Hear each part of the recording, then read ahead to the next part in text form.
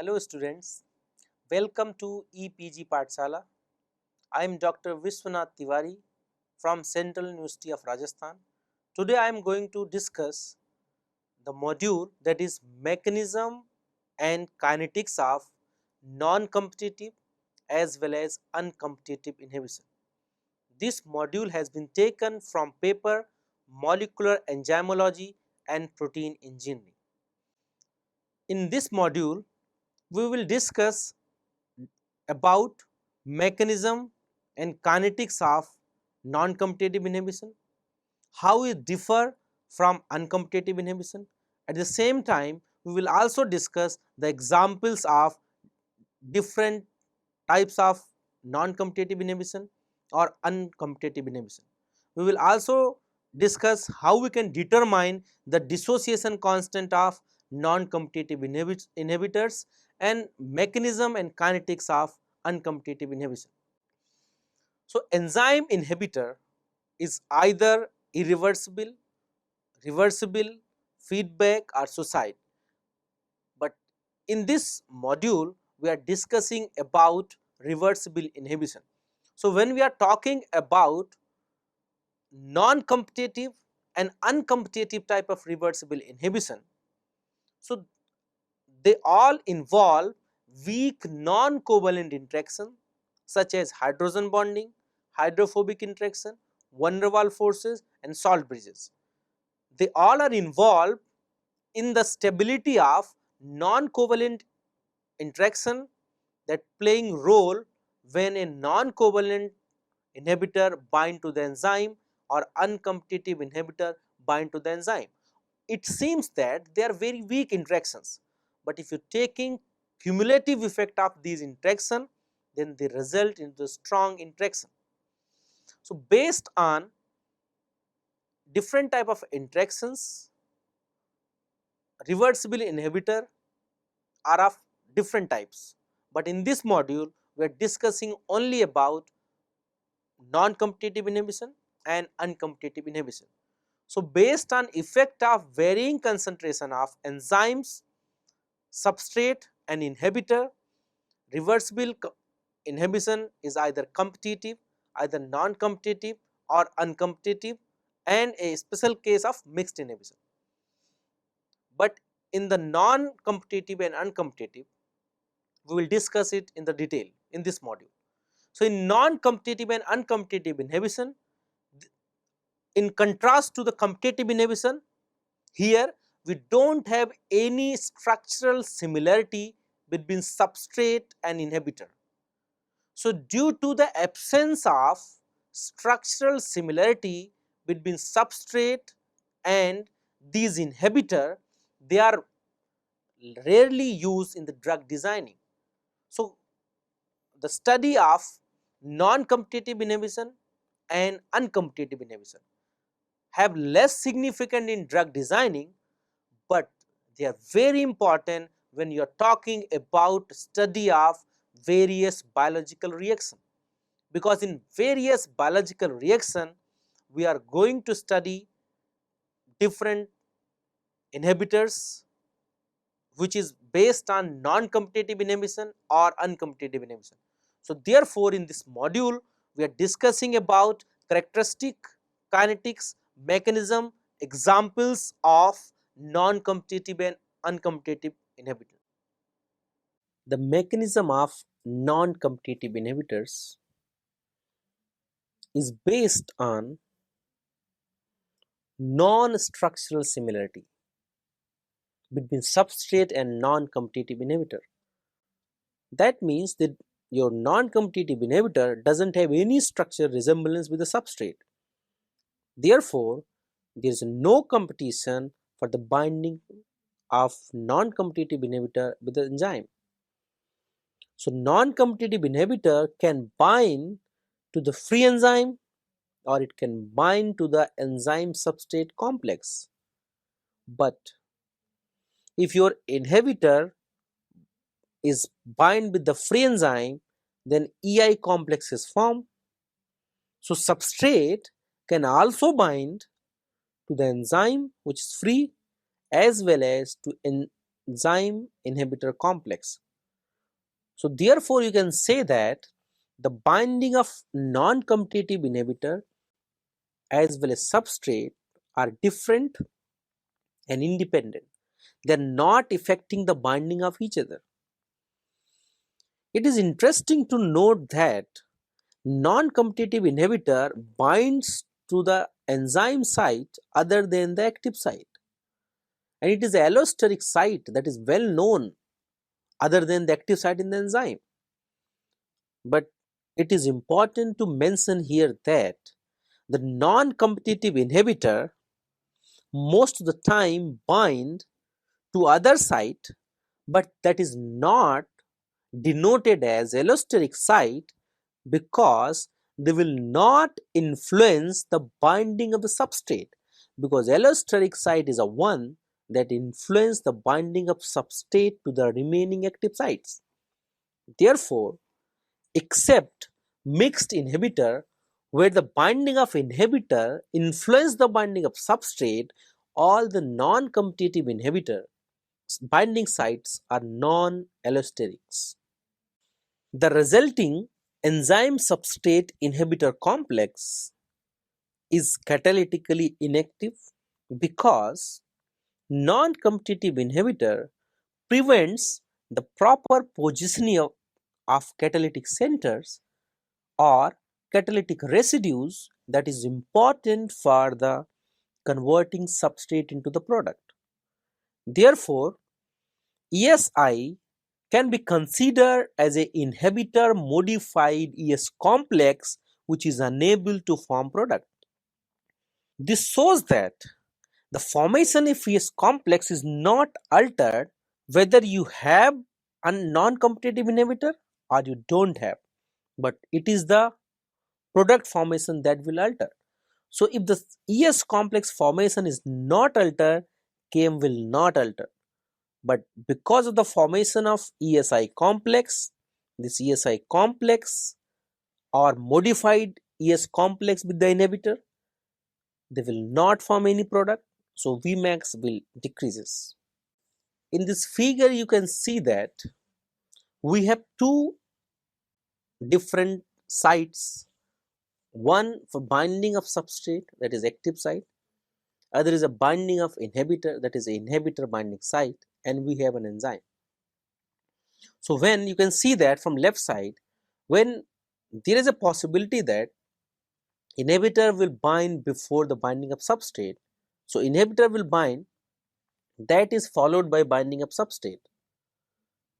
And you can see from the right side, the substrate can bind, that will followed by the binding of inhibitor. So we have two type of, even three type of complexes here. From right side you can see enzyme substrate complex is there.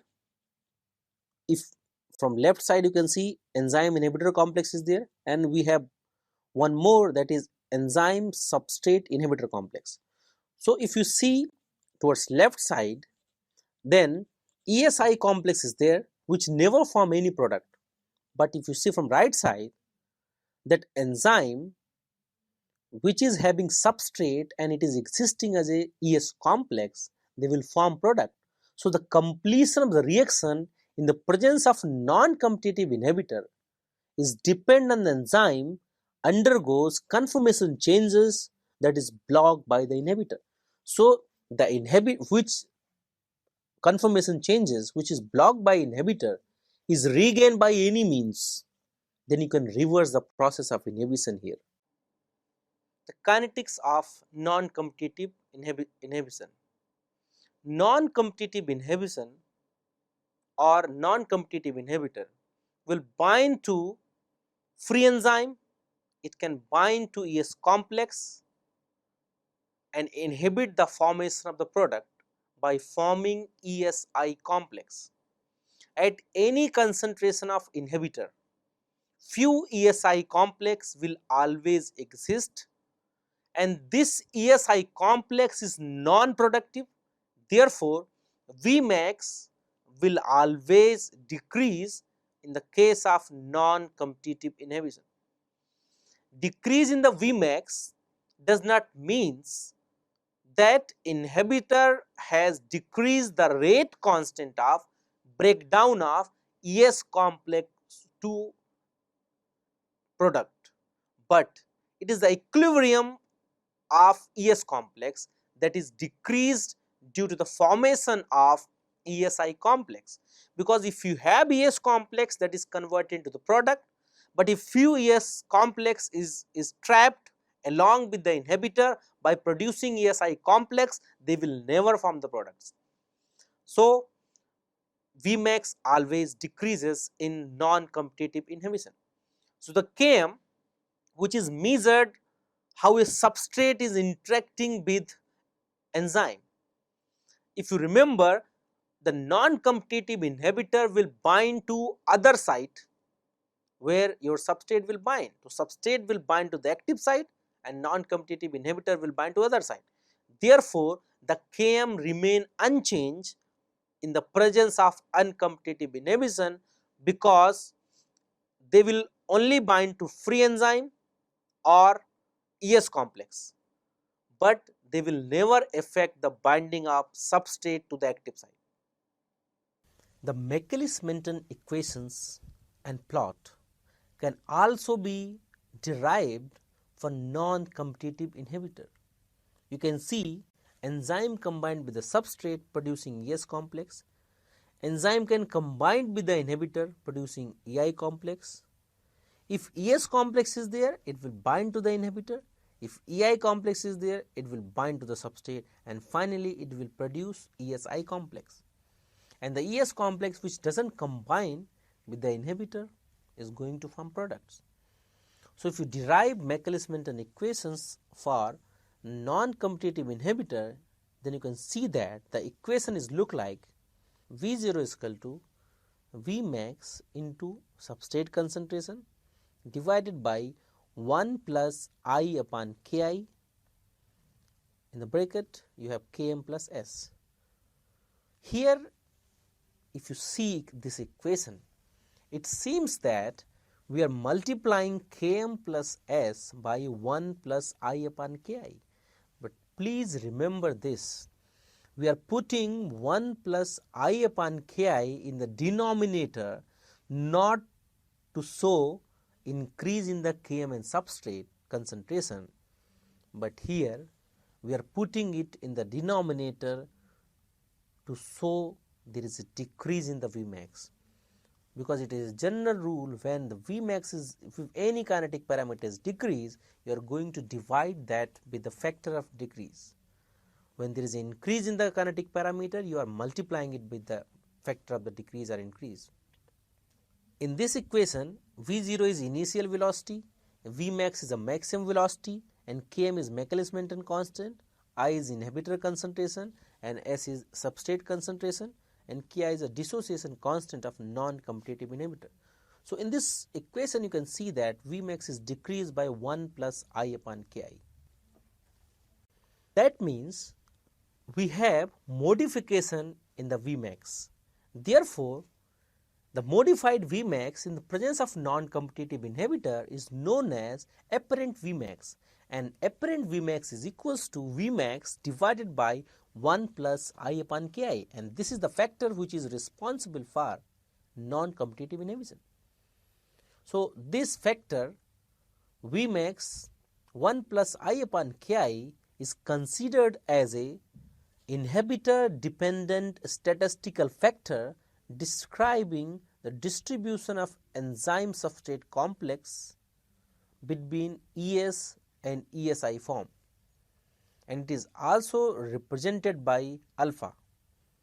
If you see the plot of Michaelis-Menten equation here and you are comparing the competitive inhibitor presence and its absence, you can see that in normal condition we will have the Km which is exactly same as the Km which is present in the presence of inhibitor. So Km will not alter, but if you compare the Vmax of enzyme in absence of inhibitor and presence of inhibitor, then you will find that there is a decrease in the Vmax. As you know that ESI complex is formed which is never forming any product, and that is responsible for this decrease in the Vmax. Similarly, Lineweaver-Brock equation can also be derived for non-competitive inhibition. And if you see this equation, it look like 1 by V0 is equal to Km upon Vmax multiplied by 1 plus I upon Ki into 1 upon S plus 1 by Vmax multiplying by 1 into 1 plus I upon Ki. So, based on Lineweaver equation, Lineweaver plot can also be drawn, and you can see the Lineweaver plot for non-competitive inhibition. As you can see from the graph, it shows that Km either in the presence of inhibitor, either in the absence of inhibitor is remain same, while 1 by Vmax increases in presence of inhibitor. Because this Lineweaver plot is a reciprocal plot, so if 1 by Vmax increases, then Vmax decreases. This is what we are trying to say, is that a particular pattern of graph of non-competitive inhibitor is observed here, that is totally different from competitive inhibitors and uncompetitive inhibitor, and that is very useful when you are going to determine the type of mechanism that is particular inhibitor is going to have. So, what we are going to do, we are performing two independent kinetic experiment. In one we have inhibitor and in other we do not have inhibitor, and a particular pattern of Lineweaver graph observed, and that observed pattern will tell you what is mode of your inhibitor. Based on non-competitive inhibition, we can also derive the dissociation constant for non-competitive inhibitor. What we are going to do here is, we are performing two experiments, one in the presence of inhibitor, another in the absence of inhibitor, and Ki dissociation constant can be calculated with the help of equation where 1 by Vmax apparent is equals to 1 by Vmax multiplied by 1 plus I upon Ki. In this way, when we have two plots, we can see the y-axis intercept. From that, we can determine what is the 1 by Vmax in the presence of inhibitor, and from normal graph we will know what is Vmax of enzyme in absence of inhibitor. And if you determine both and you know the concentration of inhibitor, you can determine the dissociation constant of inhibitor that works with non-competitive mechanism. Not only that, it is a well known that the dissociation constant of inhibitor, that is Ki, is inversely proportional to the binding and affinity of non-competitive inhibitor and enzyme. So, if the concentration of inhibitor increases, then slope of the plot increases and intercept at 1 by V0 axis moves towards higher side. So, apparent Vmax continuously increases. After discussion of kinetics and mechanism of non-competitive inhibition, let us have discussion of different examples that follows non-competitive inhibition. The first example is alanine, which is a non-competitive inhibitor of pyruvate kinase. Pyruvate kinase involves in the conversion of phosphoenol pyruvate into the pyruvic acid. So, alanine is a competitive inhibitor of pyruvate kinase. The second one is silver ion. It reacts with the sulfur hydryl group of cysteine in the polypeptide backbone. So, if any enzyme that uses cysteine for the catalysis, then it will be inhibited by silver ion. This is the one reason why silver nanomaterials are going to be developed as one of the drugs which act non-competitively. The third example is potassium cyanide. It is well known inhibitor which act on the complex 4 of electron transport system, that is cytochrome oxidase, but the mechanism of action of potassium cyanide is non-competitive because cytochrome oxidase is important for the electron transport system and ATP synthesis. The fourth one of non-competitive inhibitor is nifedipine, which inhibits cytochrome P450, and the mechanism of inhibition is non-competitive. Michaelis-Menten equation can also be derived for uncompetitive inhibition. As you know that uncompetitive inhibitor decreases Vmax, it also decreases Km.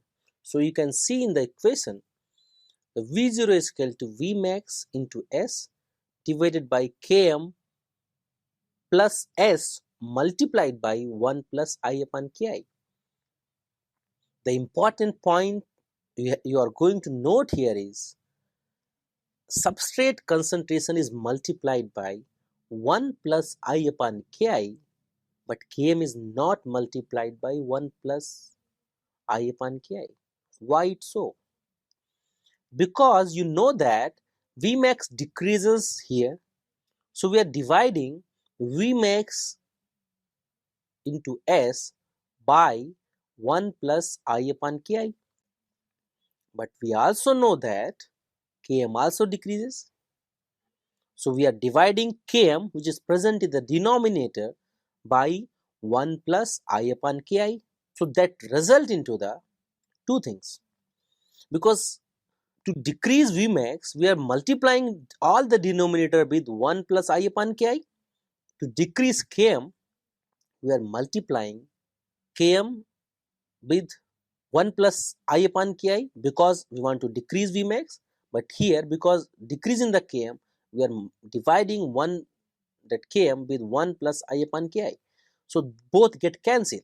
So Km divided by 1 plus I upon Ki multiplied by 1 plus I upon Ki both get cancelled. So we will only left substrate concentration, that is multiplied by 1 plus I upon Ki.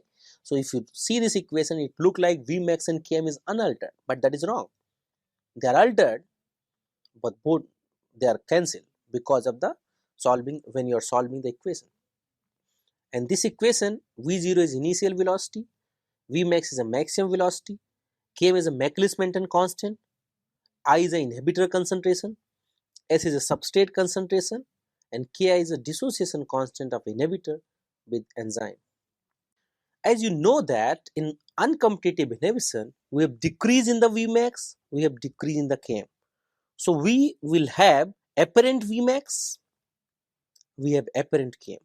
So apparent Vmax, as you know that whenever any kinetic parameter decreases, we are dividing that kinetic parameter with 1 plus I upon Ki.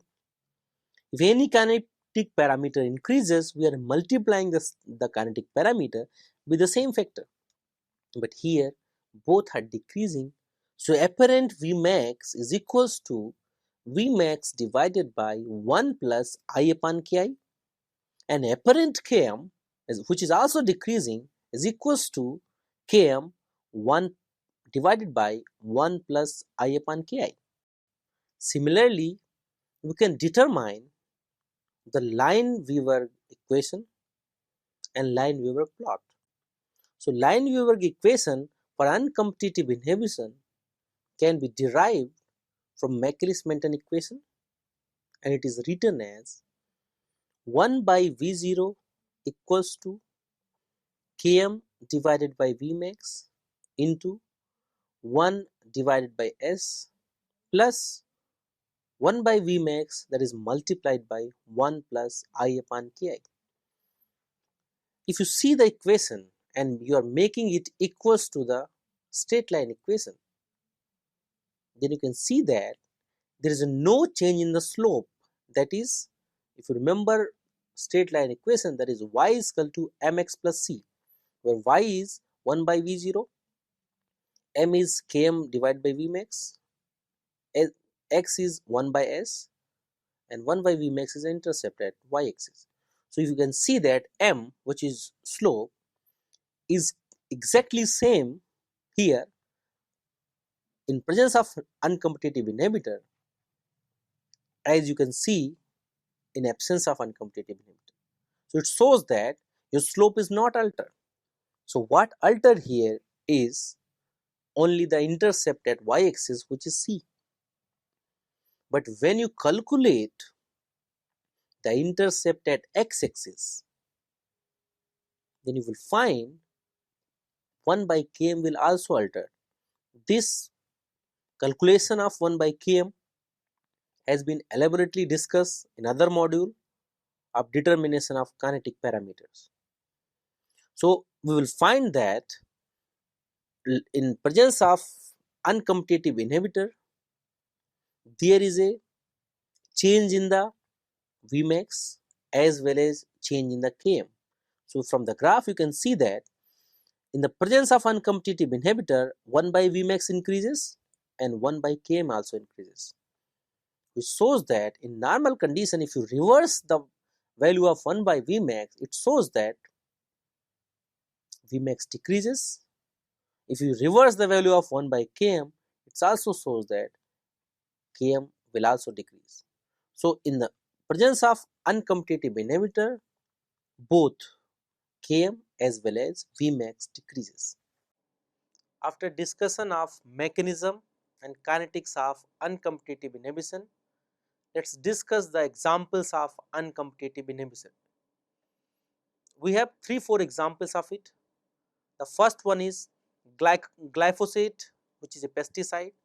The second one is propionic acid, which is a inhibitor of a, a potent HIV inhibitor converting enzyme, and third one is phenylalanine, which is inhibitor of rat intestinal alkaline phosphatase.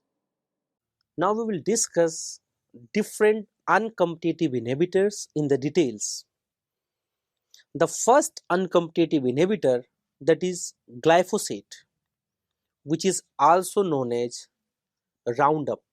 This is a pesticide which is chemically N-phosphonamethylglycine. This is an uncompetitive inhibitor for enzyme that is known as 3-phosphocyclamate 1-carboxyvinyl transferase. This is enzyme involved in the aromatic amino acid biosynthesis.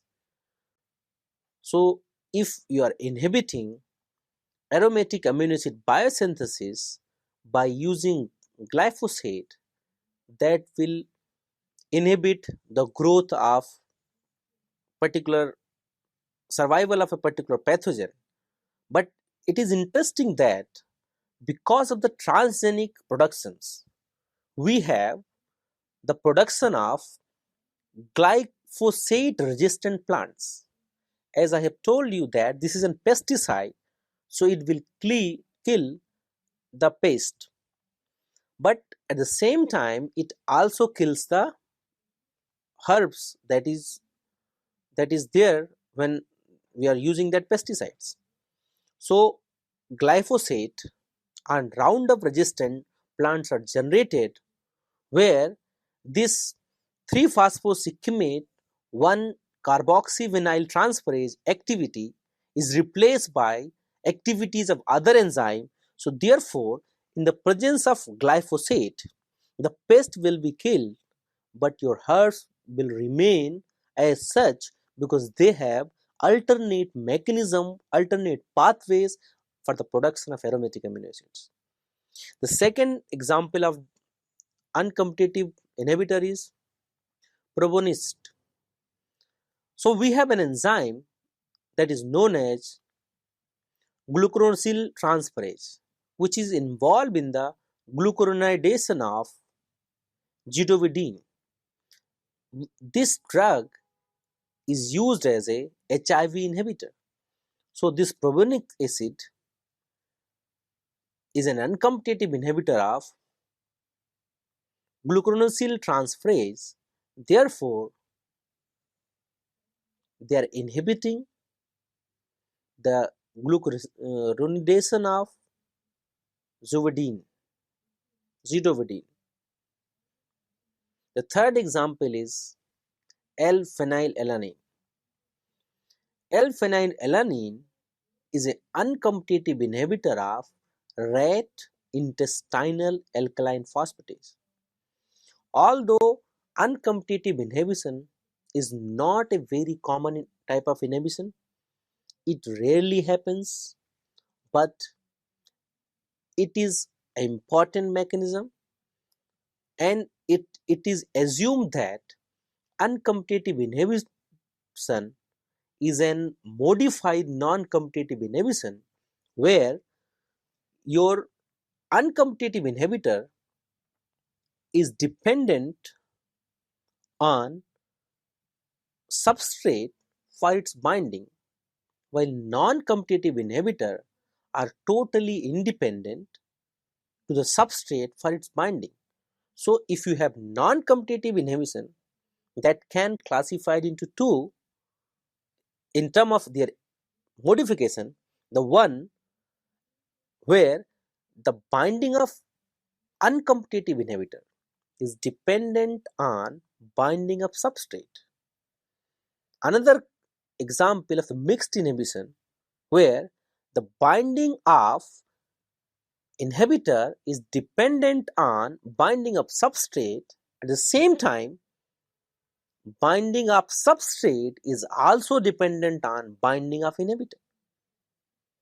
So therefore, a non-competitive inhibition where both are independently bind, in uncompetitive inhibition, inhibitor is dependent on the substrate, and in the mixed inhibition, both are dependent to each other. So students, let's have summarize what we have discussed in this module. In present module, we have discussed mechanism of non-competitive inhibition and uncompetitive inhibition, and we have also discussed what is difference in non-competitive inhibition and uncompetitive inhibition. We have discussed that a non-competitive inhibitor can binds to free enzyme, it can bind to ES complex, but uncompetitive inhibitor always binds to the ES complex. We have also discussed how the kinetics of non-competitive inhibitor is different from uncompetitive inhibitor. We have discussed about different examples of uncompetitive inhibition, different examples of non-competitive inhibition. We have discussed the Lineweaver-Brock plot, Michaelis-Menten equations and plot for these two inhibition. We have also discussed how Lineweaver-Brock plot is used to calculate dissociation constant of non-competitive inhibitor as well as uncompetitive inhibitors. We have discussed that in presence of non-competitive inhibitors, there is a decrease in the Vmax because of the formation of ESI complex. We have also discussed there is no effect of non-competitive inhibitor on the Km of the enzyme because non-competitive inhibitor does not alter the formation of ES complex because both have different binding sites. Similarly, we have also discussed about inhibition of uncompetitive mechanism where we have discussed uncompetitive inhibitor decreases the Vmax as well as Km. We have discussed why an uncompetitive inhibitor decreases the Km. This is because shifting of equilibrium. You know that when enzyme combined with the substrate produces ES complex and uncompetitive inhibitor binds to the ES complex. So therefore, the equilibrium will shift toward the formation of more ES complex, therefore the Km decreases. Uncompetitive inhibitor are similar to non-competitive inhibitor in the mechanism that both doesn't have any structural similarity with substrate. So in this way we understand why non-competitive inhibitor and uncompetitive inhibitor are important.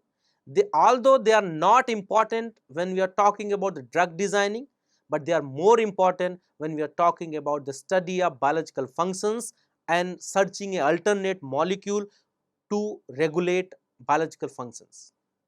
Thank you.